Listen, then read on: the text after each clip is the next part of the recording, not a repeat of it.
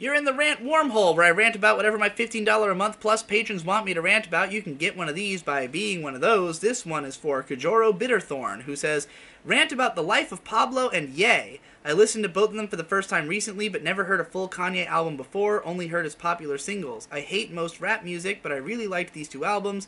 You and Fantano hated it when it came out. He changed his mind, said the final version is great. What are your updated thoughts on it?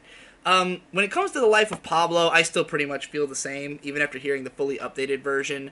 I mean, there's a few songs on there that I legitimately love. I think Ultralight Beams is one of the greatest songs of all time. Everything about it is so fantastic. Chance's verse is, takes you off the planet fucking Earth, you know? Famous is a really fun song that I've grown to love over time. And there's a couple other okay tracks on there, but overall, I just think it's such a mess. It's such a clusterfuck of an album. It's so many experiments for the sake of themselves that aren't really interesting or don't really go anywhere, you know. And I don't feel very differently about it from how I did. But Ye, on the other hand, I really liked. It's probably my second favorite Kanye album after My Beautiful Dark Twisted Fantasy. I love how short it is. I love the lyrical subject matter of it, how pointed each track kind of is. I love the starting with the, today I thought about killing you. It's a unique take on Kanye's egoism, where he's kind of suggesting, like, hey, look, you may all see me as, like, this self-aggrandizing egomaniac, but I don't even really like myself. Like, just because I put myself above anyone else doesn't mean that I think I'm great. So you better believe that when it comes to you and how I feel about you when you wrong me, I definitely think about killing your ass. You know, like, I relate to that somewhat, and I love how weird and cheesy some of the lyrics are across the whole album. The beat switch on that song, the track after that, she can get menacing, frightening, find out sometimes. But most importantly, fucking Ghost Town. And I will say of this album, you know, everybody who complains about the production, you're absolutely right. The production sounds unfinished. It's very thin. But I think what's interesting about it is that I feel like Kanye went for a maximalism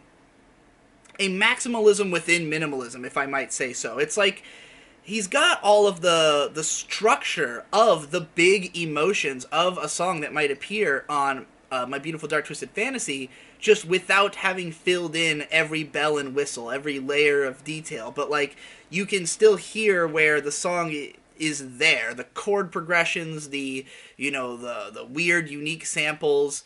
Like, all the pieces are there, it just hasn't been polished. But, like, I think that it's such an emotional album and so personal and so unique, while feeling, maybe not complete in a production sense, but complete in a songwriting sense, which Life of Pablo did not have. That one felt incomplete in both senses to me.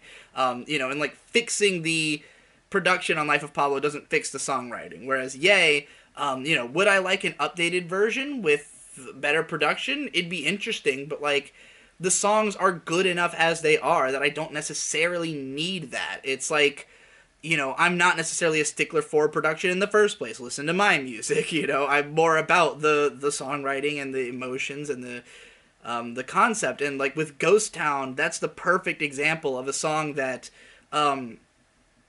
strips everything down to just the chords, particularly at the end of the song when it's got the da da da da da da da da, it's like it's just the most dramatic, the most heightened elements that make the song what it is are the only things that are there, and it gives even more attention to them in a way. And then you've got the incredible both lyrics and vocals from everyone involved. Kid Cudi's probably most memorable, I've been trying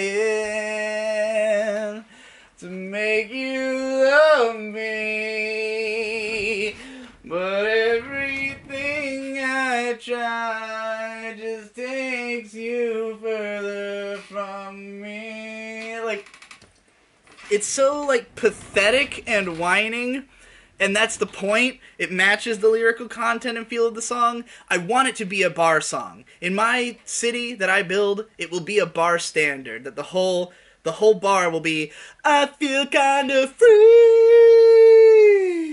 We're still the kids we used to be.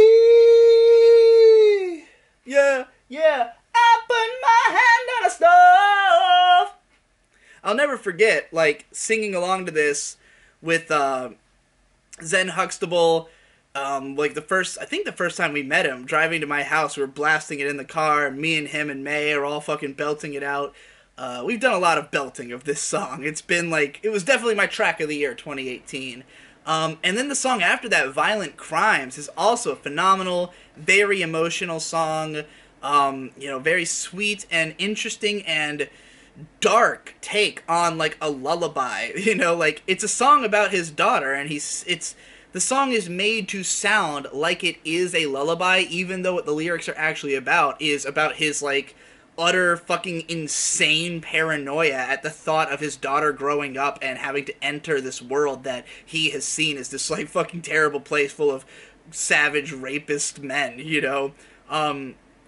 So that's a great track. And then the other one that I like is what's the one where he's talking about she gonna fuck the money up, or she said you're gonna fuck the money up. She told you you were gonna fuck the money up. I forgot. It's about how she stays with him and like he, in spite of it all. God fucking damn it, I can't remember, but it was also relatable to me as somebody who's I occupy a similar cultural space to Kanye West on a smaller scale, as somebody who said a lot of shit that's gotten me in trouble and potentially fucked the money up, though it never has fucked my money up. But like, I relate to this album in general. I think it's pretty solid.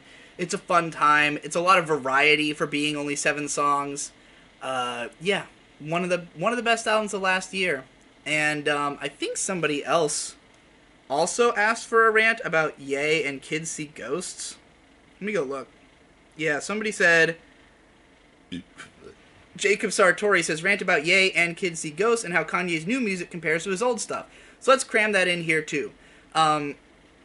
Kids See Ghosts, in spite of the fact that it is the one that has the stronger production and is like the more critically well-received one, I was not as interested in. And I think it just comes down to the subject matter of the album being a lot more broad and kind of simplistic and straightforward, where Kid Cudi is somebody who has truly reached like a bottom point. Like, I think that both Kanye and Kid Cudi have a lot of like psychological problems that they've been going through. Kid Cudi admitted himself into a psych ward, I think, like a couple years ago. Like, these are two guys who've been through a lot of bullshit in the public eye recently. And, the album, whereas Ye, it feels more sort of self-aware. It's a little bit more like playful maybe, like a person who, recognizes that he has offended people and that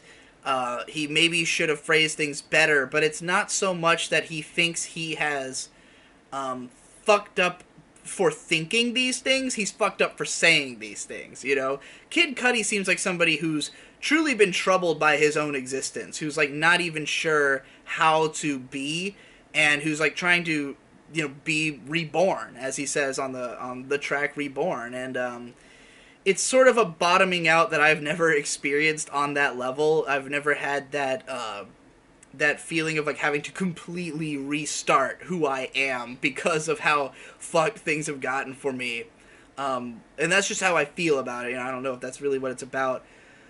Ghost Town Part 2 is a lot of fun, but I don't like it as much as Part 1 because it's just not as memorable and not as iconic, in spite of the "I'm so free." But there's some songs on there that I'm just like, they just don't do that much for me. Like the opening track with the that one just doesn't, I don't know, it doesn't build to anything enough. I feel like a lot of these songs are more about tone and like creating an atmosphere, but then they just kind of linger in that atmosphere, and there's not as much of the progression that is what I like the most from Kanye West. I love when his songs have like multiple phases, when there's a build up to some kind of larger climax, you know, which you see a lot of on Dark Twisted Fantasy and Yay. Not so much on Kids See Ghosts. So still a solid album. I recognize what people like about it so much, but it didn't do as much for me personally. As for how Kanye's newer output compares to his older shit, I am not like a huge fan of old school Kanye West, and I know that most people tend to prefer his older albums. And like, there's certainly a lot of singles and songs that I like from them.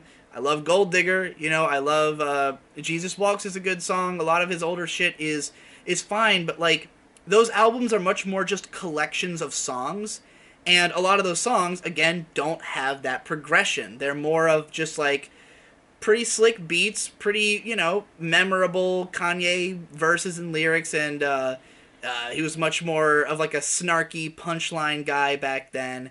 But you don't have that emotional gravitas. You don't have the, you know, exceptional song structures, the longer tracks that you start getting on My Beautiful Dark Twisted Fantasy. You know, it's just Beautiful Dark Twist Fantasy is more my style. It's like a rap album equivalent of like an early Coheed and Cambria album almost. The way that like, you know, each song is maybe 5 minutes and has multiple phases and you know, a big crescendo, and that's what I want from it. And tracks like All of the Lights, which is like one of my favorite songs of all time, just the enormity of everything he puts into those chords, you know, and all the different vocalists on it and shit. Like, I like that maximalism. I like when he's going and making it the biggest sound that it could possibly be, because he's so good at that in a way that no other producer really is, you know? So, that's what I want from Kanye, even if it comes in the form of something that